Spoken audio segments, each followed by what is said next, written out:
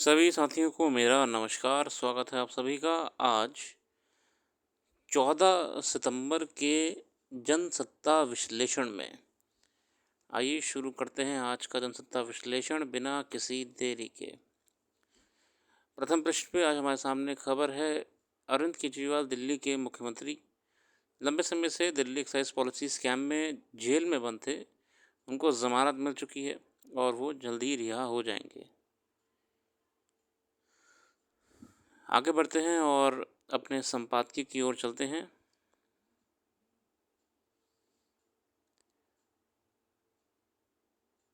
परेशानियों के पहाड़ पर हिमालय। और आज का संपादकीय शुरू करते हुए कल्प मेधा से। एक मकान तब तक घर नहीं बन सकता जब तक उसमें दिमाग और शरीर दोनों के लिए भोजन का भपक ना हो। बेंजामिन फ्रैंकलिन साहब ने ये बात कही। और आज का लेख है जयप्रकाश त्रिपाठी जी द्वारा। देखते हैं क्या कहना चाह रहे हैं जयप्रकाश त्रिपाठी जी। दुनिया भर में हुए अध्ययनों से स्पष्ट है कि हिमालय भूगर्भीय हलचलों और वैश्विक तपिश यानी ग्लोबल वार्मिंग के दोहरे दबाव में सिसक रहा है। भारतीय भूवैज्ञानिक सर्वेक्षण (GSI) के अनुसार हमारे देश का लगभग 15% भूभाग भूस्खलन के लिए अत्यधिक संवेदनशील है। राष्ट्रीय आपदा प्रबंधन प्राधिकरण हिमालयी राज्यों को सबसे अधिक भूस्खलन प्रवण क्षेत्रों के रूप में सूचीबद्ध कर चुका है। जलवायु आपदाओं और भूगर्भीय हलचलों के बीच महत्वपूर्ण भावी परिवर्तनों की दृष्टि से विभिन्न सामाजिक आर्थिक स्थितियों के आधार पर भविष्य की आबादी का जोखिम मुख्यतः पूर्वी और मध्य हिमालय में केंद्रित है, जहां आबादी और झीलों का घनत्व सर्वाधिक है। साथ ही हम जानते हैं बीते कई वर्षों से हिमालय में हलचल होती रह रही है। जोशीमठ में आए मकानों में दरार से लेकर आए दिन भूस्खलन हिमस्खलन जैसी स्थितियां भी कोई आम नहीं है। भूवैज्ञानिकों का कहना है कि खड़ी ढलानें, टेक्टोनिक गतिविधियां और तीव्र मानसूनी बारिश चट्टान मिट्टी की संरचना की नाजुक प्रकृति इस खतरे को लगातार बढ़ा रही है। उत्तराखंड में 2018 में जटिल भूविज्ञान और टेक्टोनिक गतिविधि वाले क्षेत्र केदारनाथ में भूस्खलन भारी बारिश के कारण हुआ था। हिमालय क्षेत्र में लगातार हो रही टेक्टोनिक हलचल के कारण भूकंपीय गतिविधियां बनी रहती हैं। वनों की कटाई, सड़कों का निर्माण और शहरीकरण जैसे मानवीय गतिविधियां प्राकृतिक परिदृश्य और ढलान स्थिरता को बदल देती हैं। अच्छा देखिए, जो हमने नेचुरल लैंडस्केप है पहाड़ों का, वो मानवीय गतिविधियों से भी बदला है ना। अत्यधिक कंस्ट्रक्शन निर्माण से कटान कर करके हमने भी जो नेचुरल प्रकृति के संरचना है उसको हमने कर रखा है। देखिए जितने ज़्यादा बस्तियाँ मानव बसावट पहाड़ों पे होना शुरू हो गई, उतने ही पेड़ कटान शुरू हो गए, हाईवे और रोड निकालना शुरू कर दिया। अब देखिए एक भूस्खलन होता है, हाईवे और रोड पूरा तहस महस हो जाता है, क्योंकि वो जगह बनी ही नहीं है हाईवे और रोड्स के लिए।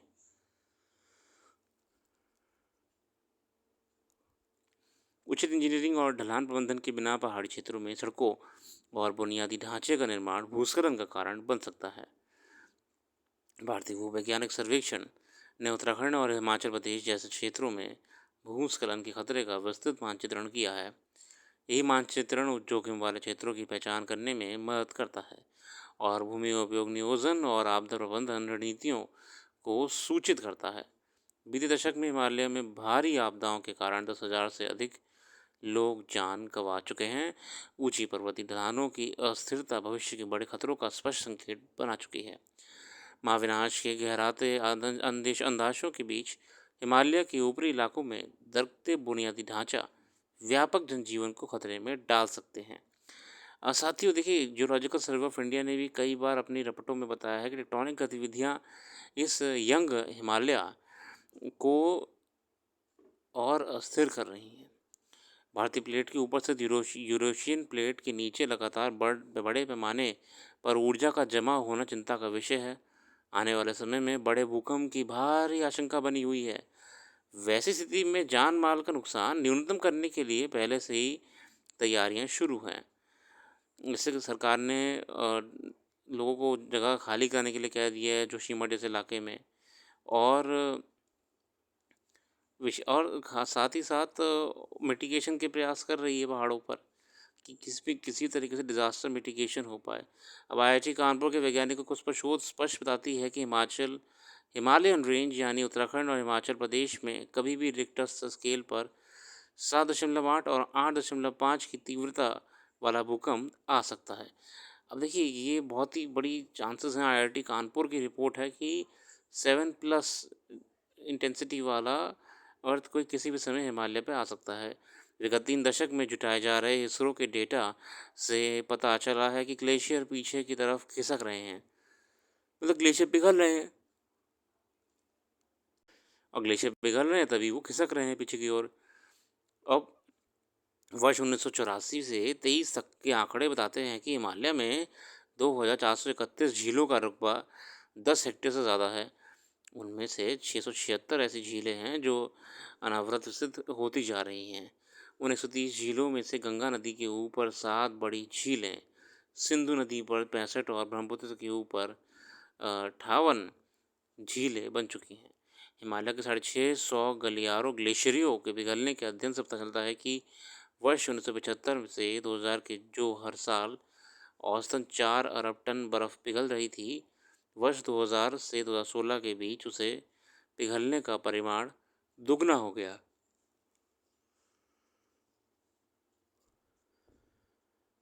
असल में जितने आपकी अ, परमा जितनी फ्रॉस्ट थी आपकी ना, जितनी बर्फील जमी हुई थी पहाड़ी क्षेत्रों में, वो अब ग्लोबल वार्मिंग से भी पिघलना शुरू हो गई है। 1975 से 2000 के जो हर साल औसतन 4 अरब टन बर्फ़ पिघल रही थी, अब वो 2000 से 2016 के बीच दुगना हो गया है, और इसके बाद अब औसतन हर वर्ष लगभग 8 अरब टन बर्फ़ पिघल रही है। ग्लेशियर तेज़ी से सिकुड़ रहे हैं। अब ये चिंता का विषय है। ये हिमालयी क्षेत्र तो भैया इस समय ज्योग्राफिकली रूप से और जियोलॉजिकल रूप से बड़ा एक ऑब्जर्वेशनल पॉइंट बना हुआ है सर्वे इंडिया के लिए। वैज्ञानिकों ने एक वर्ग का ये भी कहना है कि हिमालय में विकास को रोकना समाधान नहीं है।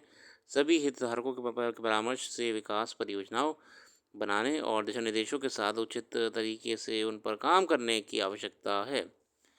जहाँ तक हमारे क्षेत्रों का भूगर्भीय हलचलों और जलवायु परिवर्तन आपदाओं से हुई भारी नुकसान की बात है, आपदाओं को कम करने और उनके मूल कारण को समझने के लिए आज बहुपक्षीय सरोकार तेज करने की ज़रूरत है। विकास के नाम पर मनमाना तोड़फोड़, पहाड़ों की खुदाई, बसावट और व्यावसायिक दोनों तरह के निर्माण आदि पर रोक के लिए खासकर हिमाचल प्रदेश और उत्तराखंड के अब तो सख्त कानून बनाकर उसको कठोरता से अनुपालन सुनिश्चित करना ही आपदा से बचाव का एकमात्र उपाय है। अब देखिए सरकारों को ये प्रयास तो करना पड़ेगा कि कुछ भी करके हिमालय क्षेत्र को ध्यान देते हुए इन्हें को ना कंजर्व करके रखा जाए।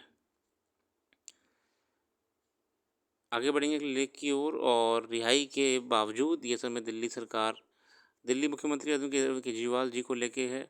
मैं इसमें ज़्यादा तो नहीं जाऊँगा, मगर इसमें एक मोटा मोटी बताऊँ कि भले ही अरविंद केजरीवाल जी को रिहाई मिल चुकी है, बेल मिल चुकी है, लेकिन उसमें सुप्रीम कोर्ट ने बहुत शर्तें लगा रखी हैं। कई मतलब न्यायालय ने शर्तों में ये लिखा हुआ है कि आप अदालत में नहीं जा सकते, आपका आप जो है अपनी पार्टी के कार्यालय में या कोई भी काम ऐसा जो कि दिल्ली मुख्यमंत्री के रूप में होना चाहिए वो आप नहीं कर सकते, और तमाम बातें करी गई हैं। देखते हैं क्या रहता है इसमें, मगर फ़िलहाल अभी तो बाहर आ चुके हैं, यही अच्छी बात है। और अगला है बेखौफ अपराधी। ये इंदौर में हुई घटना को लेके है, मैं इस पर नहीं जाऊँगा। आगे बढ़ते हैं अंतर्राष्ट्रीय खबरों की ओर। तो भारत के लिए बहुत ही अच्छी खबर है, और एक खबर तो यही है कि भारत की जैव अर्थव्यवस्था 151 अरब डॉलर के वो पार कर चुकी है, जैव अर्थव्यवस्था। उल्लेखनीय वृद्धि दर देखने को मिली है। इसके साथ ही 2023 के अंत तक 151 अरब डॉलर पार हो गई। रपट से मिली जानकारी के मुताबिक भारत की जैव अर्थव्यवस्था का सकल घरेलू उत्पाद में योगदान 4.25% का है। तो ये बहुत ही मतलब अच्छी बात है, गर्व की बात है भारत के लिए। और अंतर्राष्ट्रीय खबरों में ये महत्वपूर्ण बात ये आई है कि भारत, जापान व जर्मनी को मिली है सुरक्षा परिषद में स्थायी सदस्यता। अमेरिका ने संयुक्त राष्ट्र सुरक्षा परिषद में सुधार के संबंध में नए प्रस्ताव पेश किए और भारत, जापान तथा जर्मनी को सुरक्षा परिषद में स्थायी सदस्यता देने की दीर्घकालीन समर्थन को दोहराया। ऐतिहासिक शिखर सम्मेलन और संयुक्त राष्ट्र महासभा के उच्च स्तरीय कार्यक्रमों के लिए वैश्विक नेताओं के न्यूयॉर्क में इकट्ठा होने से कुछ ही दिन पहले संयुक्त राष्ट्र में अमेरिकी राजदूत लिंडा थॉमस ग्रीनफील्ड ने गुरुवार को कहा कि अमेरिका अफ्रीकी देश की सुरक्षा परिषद में अस्थायी सदस्यता देने के अलावा 2 अफ्रीकी देशों को स्थायी सदस्य बनाने को समर्थन करता है। उन्होंने विदेश संबंध परिषद के कार्यक्रम में बहुपक्षवाद और संयुक्त राष्ट्र सुधार का भविष्य विषय पर चर्चा के दौरान यह भी घोषणा की कि अमेरिका छोटे द्वीपीय विकासशील देशों के लिए सुरक्षा परिषद में एक नई सीट बनाने का समर्थन भी करता है। तो मतलब ये अभी प्रस्ताव रखा गया है कि क्यों ना इन देशों को भी हम अब देखिए डिप्लोमेसी बदलती जा रही है। अब बातें वो नहीं रही कि एक पहले गुंडई थी, दबदबा था 4-5 देशों का। अब जो देश ऑलरेडी अच्छे परफॉर्म कर रहे हैं, उनकी अर्थव्यवस्था अच्छी चल रही है, उनका उनका रोल डिप्लोमेसी में एक लेवल तक बहुत ही बढ़िया है, तो भैया उन्हें तो आपको आगे लाना पड़ेगा।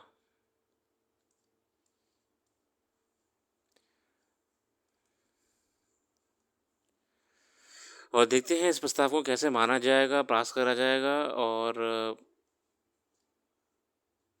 क्या इसका चाइना विरोध करता है, कैसे विरोध करता है, ये भी एक केंद्र बिंदु रहेगा आने वाले समय में नई बैठक से पहले। यही साथ आज के लिए इतने रखते हैं, कल फिर आएंगे नई वीडियो के साथ। अपना कीमती समय देने के लिए बहुत बहुत धन्यवाद। आपका दिन शुभ हो इस क्विक एनालिसिस में। कल फिर आइएगा एक नई वीडियो के साथ और आएंगे हम और आपको जोड़ेंगे नए मुद्दों के साथ एक नया विश्लेषण लेकर। धन्यवाद।